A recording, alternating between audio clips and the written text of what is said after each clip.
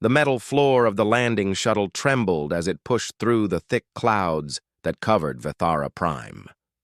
Dr. Jiwan Park pressed his face closer to the small window, trying to see through the red fog that wrapped around the ship like a living thing. His heart beat faster. In 5 years of studying alien worlds, he had never seen anything like this. The jungle below was not just green or brown like the forests on Earth. It was alive in a way that made his skin prickle with both excitement and fear. Commander Tae-Oh Kim stood at the controls of the shuttle, his hands steady and sure. He had been to 12 different planets, but there was something about this one that felt different. The readings on his screen showed life signs everywhere, not small creatures, but big ones, very big ones. He did not say anything to the team, but he kept one hand near the emergency button, just in case. The landing was smooth. The shuttle touched down on a flat area that the drone had found days before. As the engines shut down, the sounds from outside became clear. Calls and screams echoed through the jungle. Some sounded like birds, but deeper and darker. Others sounded like nothing Ji-Wan had ever heard. They were strange, almost like words, but not quite words, like a language that no human throat could ever make. Ji-Wan unbuckled his seatbelt and stood up. His legs shook a little, but he tried not to show it. Around him, the rest of the team prepared their equipment. There were 6 of them total. Haina Lee, the communications specialist, checked the radio systems. She was young but very smart. Her eyes were sharp, always watching, always thinking. Min-Soo Han, the medical officer, packed his supplies into neat rows. Dong-Jun Park, the engineer, tested the power cells for their camp lights. Ye-Jun Kang, the security officer, loaded the defense equipment and checked it twice. Everyone had a job, and everyone knew that their lives depended on doing that job right. The airlock opened and warm air rushed in. It smelled strange, like wet earth mixed with something sweet and something rotten at the same time. The team walked down the ramp, and their boots touched the soil of Vithara Prime for the first time. The jungle rose up around them like the walls of a giant room. Trees, if they could be called trees, reached up so high that the sky disappeared. Vines as thick as a man's body hung from branch to branch. The ground was soft and wet, and strange plants with purple and blue leaves grew between the roots. Teo looked at his tracker. "Let us find high ground and set up the main camp," he said. His voice was calm, but there was something in it that told everyone this was serious. They had maybe 6 hours of good light left. After that, they would be working in darkness. The team moved forward slowly, pushing through the thick plants.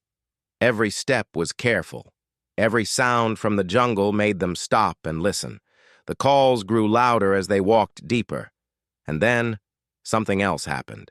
The calls stopped. All of them, at once. The jungle went quiet in a way that made the quiet itself feel loud.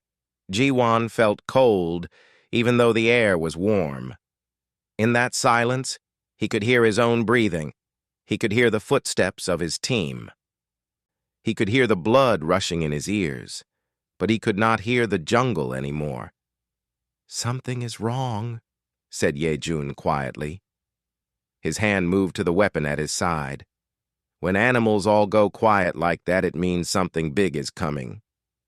They walked faster now. The high ground was not far. It was a hill that rose above the rest of the jungle, a place where they could see around them and defend themselves if they needed to. As they climbed, the trees became smaller and the light came back. They could see the jungle spreading out below them in waves of green and purple and colors they had no names for. By the time the sun started to fall, the camp was set up. 4 tents made of strong material that could not be cut easily. A perimeter of lights that would keep the darkness back. Equipment laid out in careful rows. Water and food stored in the center. Everything done by the book, everything following the training they had all received.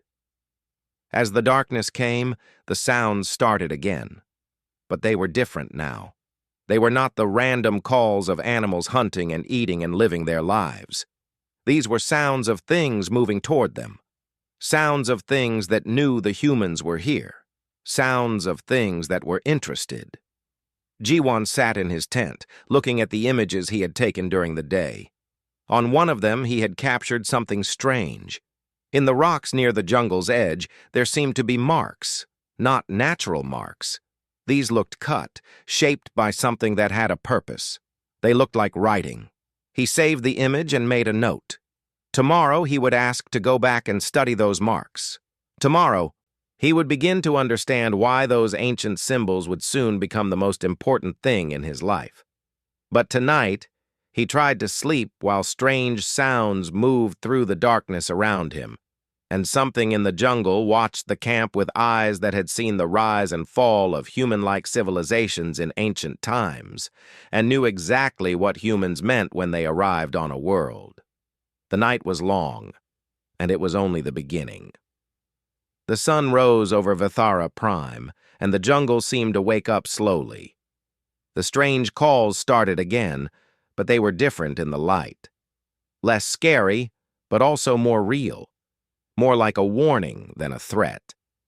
Jiwon was already awake. He had not slept much.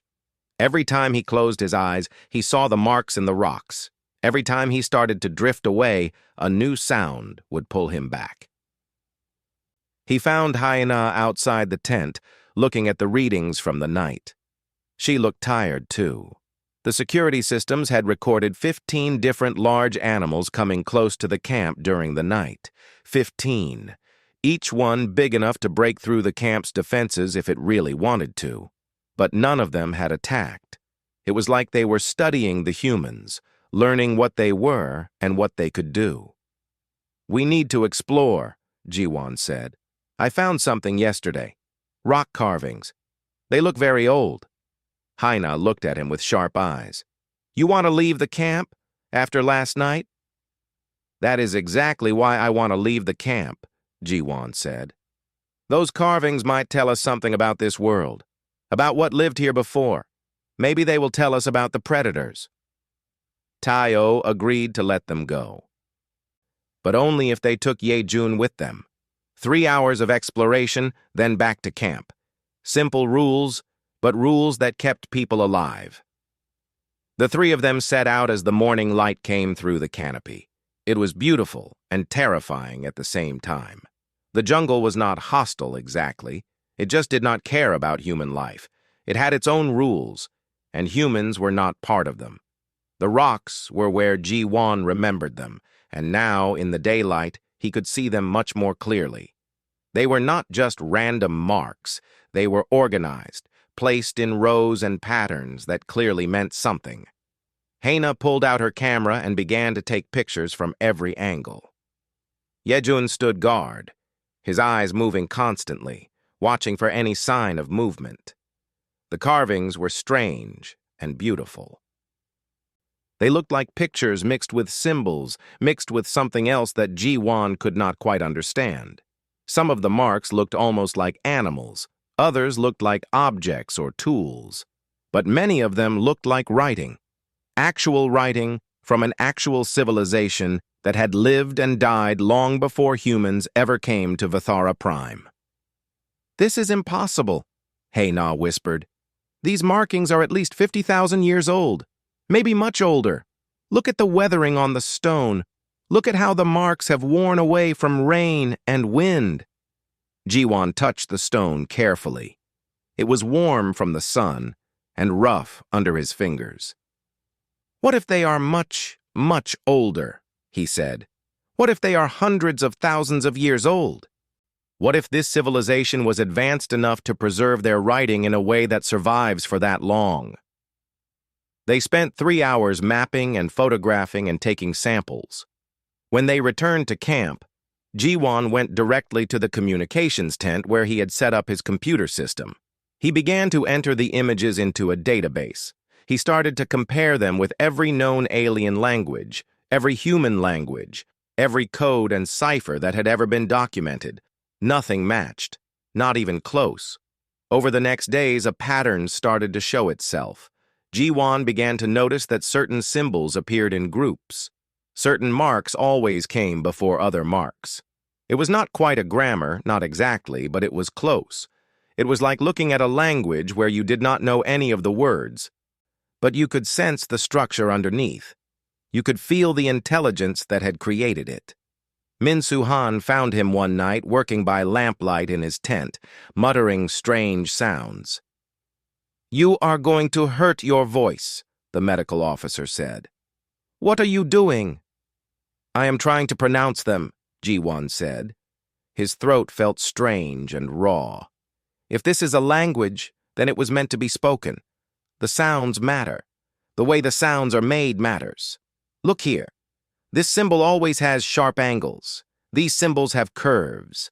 What if the sharp angles are made by hard consonants, and the curves are made by soft vowels? What if I can reconstruct how it sounded? Minsu shook his head, but he did not try to stop Ji-won. He simply made sure the linguist ate and drank and got at least a few hours of sleep. Then, on the 7th day, something changed. A carving that Ji-won had photographed near the ancient temple structure became clear to him. He could see it now, not as random marks, but as a sequence, a sentence. Not just any sentence, but a command. The symbols that came before it were preparation, and the symbols that came after it were warnings. His hands shook as he worked. He called Haina and Teo to come look at what he had found. When they arrived, he showed them the carving, and he spoke the symbols aloud. His voice made sounds that no human had made for maybe 1,000,000 years. Harsh sounds, deep sounds, sounds that seemed to come from somewhere ancient and cold inside him. "What does it mean?" asked Haina. Ji-won looked at his translation. He was not completely sure. But the closest he could get in English was something like, "All who hunt, all who kill, all who move in darkness, stop, listen, remember." "Remember what?" asked Teo.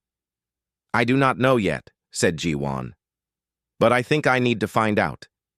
I think those words were written for a reason, and I think they are still waiting for someone to speak them after all these thousands of years." He did not know then how right he was. He did not know that those ancient words had power. He did not know that the predators of Vithara Prime had been waiting for those words to be spoken again. He only knew that he had to understand the language. He had to know what those ancient people were trying to say. Because somewhere deep in his mind, Ji-won understood that the fate of his team, and maybe the fate of all human exploration on Vithara Prime, depended on him understanding those words before it was too late. The night came to Vithara Prime like a darkness that was alive and hungry.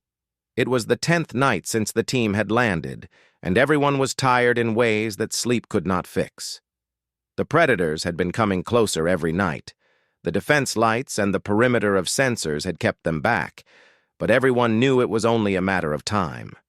You could see it in how Ye-jun checked his weapons. You could hear it in how Tayo gave orders. You could feel it in how the very air of the camp seemed to hold its breath.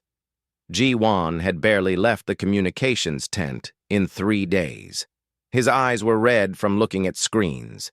His voice was hoarse from practicing the ancient language. Hyena had tried to make him rest, but he would not. He said he was close. He said he could almost understand the complete structure of the words. "Just a little more time," he said.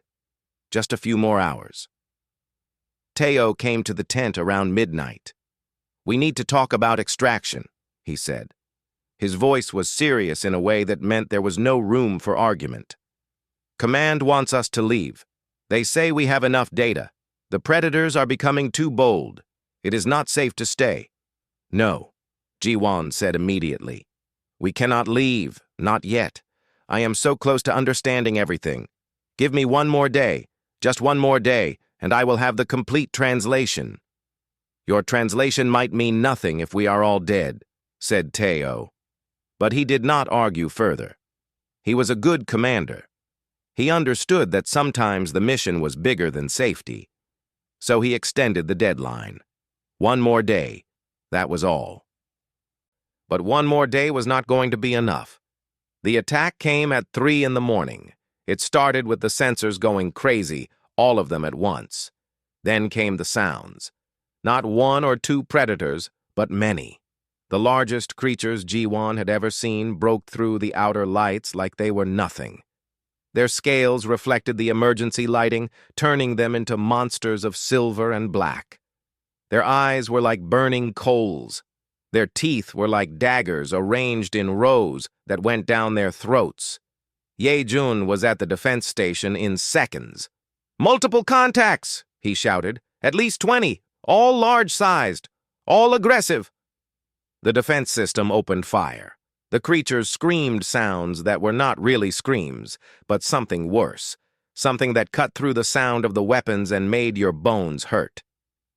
One of the predators took a blast full in the chest and kept coming. It crashed into the reinforced fence, and the fence held, but just barely. Another one was climbing up one of the support posts, its claws ripping through metal like it was cloth. Dongjun was at the tent door. "The power is not going to hold if they keep coming like this," he said. "They are too strong, too coordinated." That was the strange thing. The attack seemed planned. The creatures were working together in a way that predators normally did not. They were attacking different parts of the perimeter at the same time. They were testing the defenses to find the weak spots. It was like they knew exactly what the humans had built and how to break it. Min-Su was in the medical tent, preparing for injuries. But there were no injuries yet. The defenses were holding. The weapons were working, but everyone could feel that it was temporary, like they were just delaying the end, not preventing it. Ji-won came out of his tent with a computer pad in his hands. "We need to do something," he said. "We need to try something that might work." "We are trying," said Ye-jun, not taking his eyes off the defense screens. "We are trying very hard." "No," Ji-won said. "I mean something different. I mean the language. I think the language is the answer." Tayo turned to look at him. "What are you talking about?" "The ancient civilization that left these carvings," Ji-won said, speaking fast because he was running out of time. "They knew how to live on this world. They knew how to survive the predators, and they left the language as a tool, as a way to speak to this world, to speak to the creatures." "What if the words are not just words? What if they are a command? What if they work?" "That is crazy," said Haina. But even as she said it, another predator crashed through one of the fence sections. The defense system responded, but the creature barely slowed down. They were getting stronger, bolder, or maybe the humans were just getting weaker. Maybe exhaustion and fear were making the difference. "It is our only chance," said Ji-won. "Let me try." Teo looked at the screens. Another fence section was failing. One of the creatures had found a way to climb over the top. They had maybe minutes. He made a decision that he would second-guess for the rest of his life. "Do it," he said. Ji-won walked to the opening of the main tent. His legs shook. His heart was beating so fast he thought it might break his ribs. He could see the creatures now, really see them. They were massive, yes, but they were also beautiful in a terrible way. Designed for this world. Perfect killing machines that had ruled this jungle for maybe millions of years. He opened his mouth and spoke the ancient words. The words that had been carved in stone 50,000 years ago, or maybe 500,000 years ago. The words that no human throat had made in all of recorded history. The words that he had practiced until his voice could make the harsh consonants and the deep vowels that the ancient language demanded. The words came out, and the jungle heard them. For a moment, nothing happened. Then, one by one, the predators stopped moving. They stopped attacking. They stopped screaming. They just stood there, frozen in the middle of their hunt. As if something in their primitive brains had heard a voice speaking in a code that had been written into their DNA by evolution and time, and something older than memory. A voice that said, "Stop." A voice that said, "Remember." A voice that said, "You know this, you have always known this, and you cannot disobey." The largest creature, the one that had broken through the fence, turned away. Then the others followed. One by one, they retreated into the darkness of the jungle. Their golden eyes faded like stars going out. The jungle went silent again. But this time, it was not the silence of hunger or threat. It was the silence of obedience. It was the silence of a world acknowledging a command that it had been waiting for since the day the ancient civilization had written those words in stone. When Ji-Wan finished speaking the ancient words, he could not stand anymore. His legs gave out and he dropped to his knees. His voice was completely gone, not just hoarse but completely without sound. When he tried to speak to Teo, nothing came out but a whisper that was barely audible. Haina caught him before he fell completely and helped him back into the tent. Minsu came running with water and medicine, but Ji-Wan just shook his head. He was okay. More than okay. He was alive. The camp was quiet for the rest of the night. The predators did not come back. The sensors showed them moving away deeper into the jungle, moving toward their normal hunting grounds. It was like they had forgotten the humans were even there.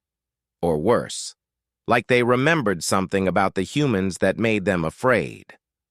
When the sun came up, the team gathered together. Nobody wanted to talk about what had happened. It was too strange, too impossible. Things like that did not happen in real life. Languages did not have power. Words did not control the world. But it had happened. All 6 of them had seen it. All 6 of them had felt the change in the jungle when Ji-Wan spoke those ancient sounds. Tai-O was the first to say what everyone was thinking. We need to understand what that was. We need to understand what just happened. Ji-Wan could not speak, so Haina spoke for him. She explained what he had found in the carvings, the structure of the language, the way certain symbols came before others, the translation that had pointed to a command, to words that were meant to control something. But how? Asked Dongjun. How do words control actual creatures? How does speaking something make living things obey? Nobody had an answer. They just looked at each other and tried to understand the impossible thing they had witnessed. Over the next 2 days, Ji-Wan worked to recover his voice. He drank warm liquids and tried not to speak. But he also worked on the translation. Now that he knew the words had power, he wanted to understand every single one. He wanted to know what exactly he had said to the jungle. What command had come out of his throat that made a world full of predators stop hunting and retreat into darkness? Haina helped him work through the language. Together they began to see the complete picture. The ancient words were not just one command. They were layered. They were multiple commands stacked on top of each other. The first part said, stop. The second part said, listen. The third part said, remember who you are and what you were made for. The fourth part was longer and harder to translate, but it seemed to say something like, we are still here, watching, waiting, and you will obey the ancient law. Ancient law, Ji-Wan whispered when his voice finally came back, sounding like wind through dead leaves. There was an ancient law. The civilization that came here, they made a law that all the predators on this world would follow. How is that possible? Asked Minsu. Genetic memory, Ji-Wan said, speaking slowly, thinking as he spoke. Some animals on Earth have instincts. They know things without learning them. Birds know how to build nests without being taught. Spider babies know how to make webs.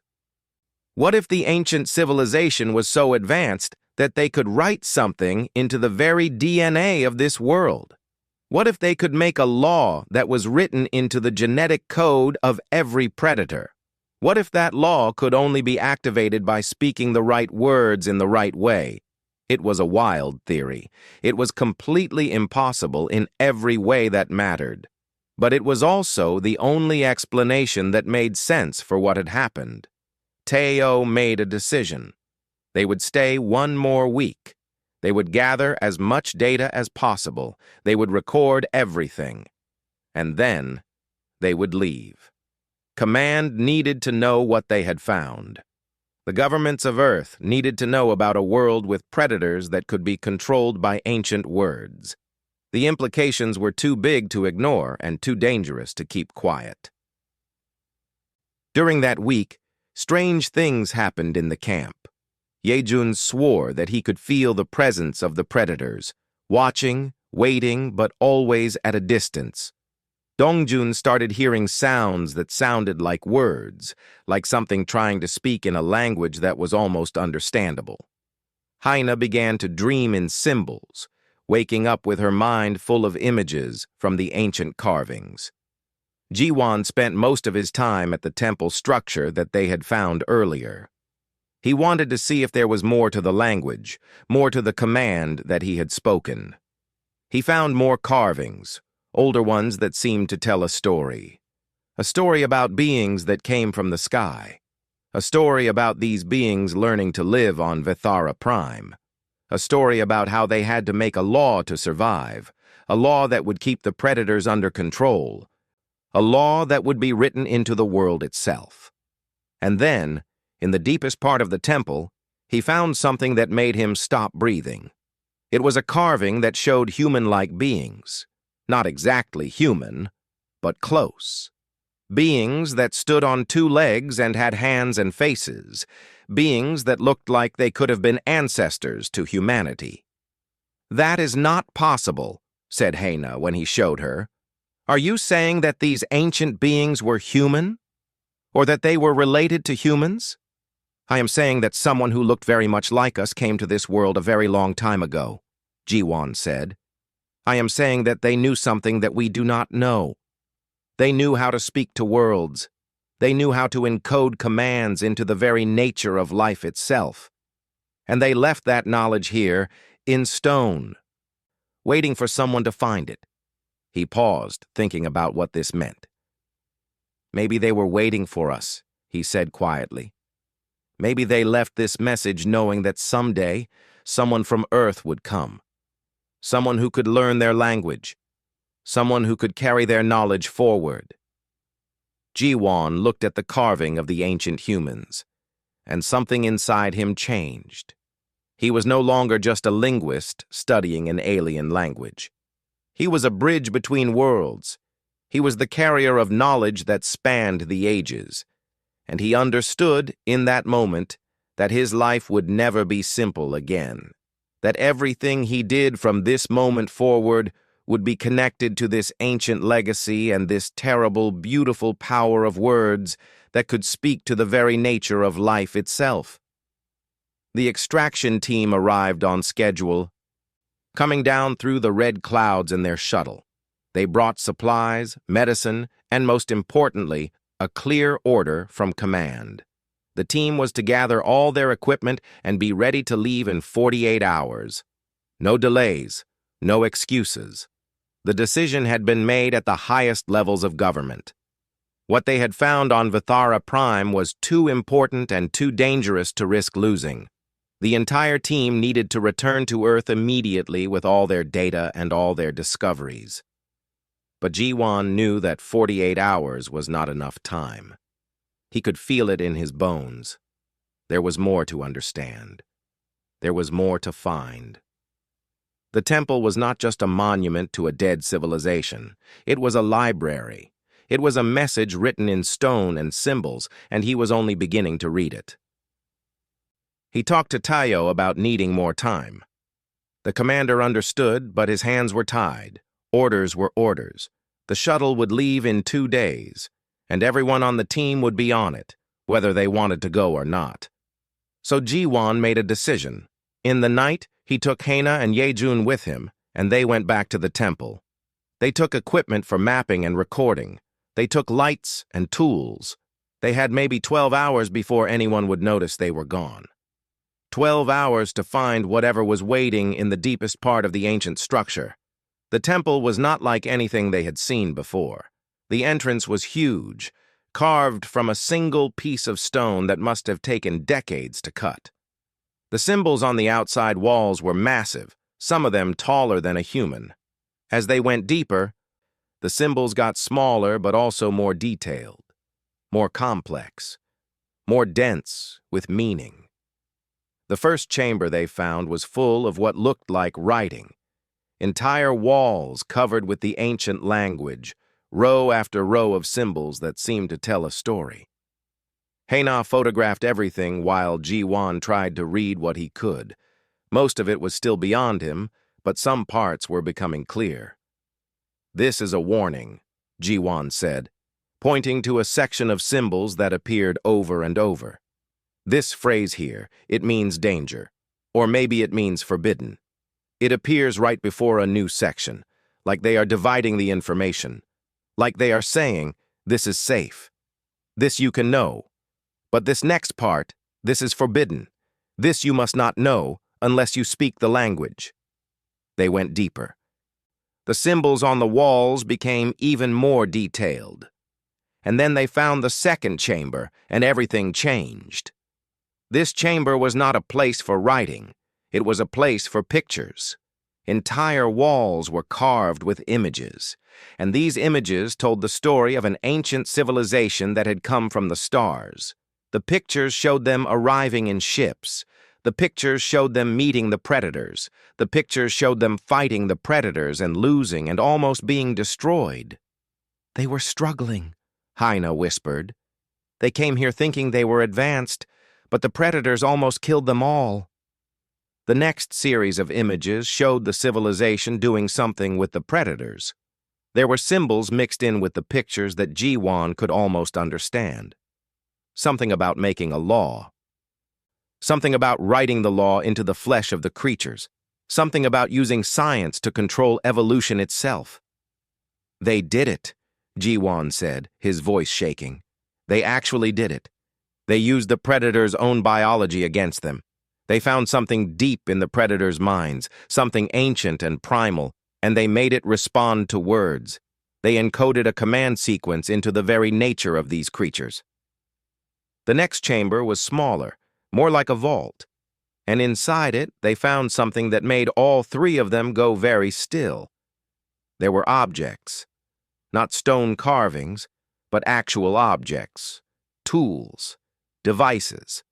Some of them were made of materials that should have fallen apart thousands of years ago, but they were still intact, still whole. Some of them still showed faint lights when Ji-Wan touched them. "They used advanced technology," Yejun said. "Really advanced technology. The kind of technology that could survive for thousands of years if it was built right. The kind of technology that could preserve knowledge," Haina added. "The kind that could store information." They found it in a chamber so deep that they had to climb through a narrow passage to reach it. It was a device, something that looked like a computer or a machine, or something that combined both. And when Ji-Wan touched it, something happened. A light came on, symbols appeared on a flat surface like a screen, and the symbols were moving, changing, displaying information that seemed to respond to his presence. "It is reading him," Haina said in amazement. "It is reading his genetic code or his brain waves or something. It is giving him information based on who he is." The information that appeared was in the ancient language, but it was written in a way that Ji-Wan could now understand, and what it said made his entire worldview shift. The ancient civilization had not come to Vithara Prime by accident. They had come here because they were the same species as humanity, or more accurately, humanity was descended from them. The machine told a story of a parent species that had learned to travel between stars. They had explored many worlds. On most of them, they had established colonies or research stations.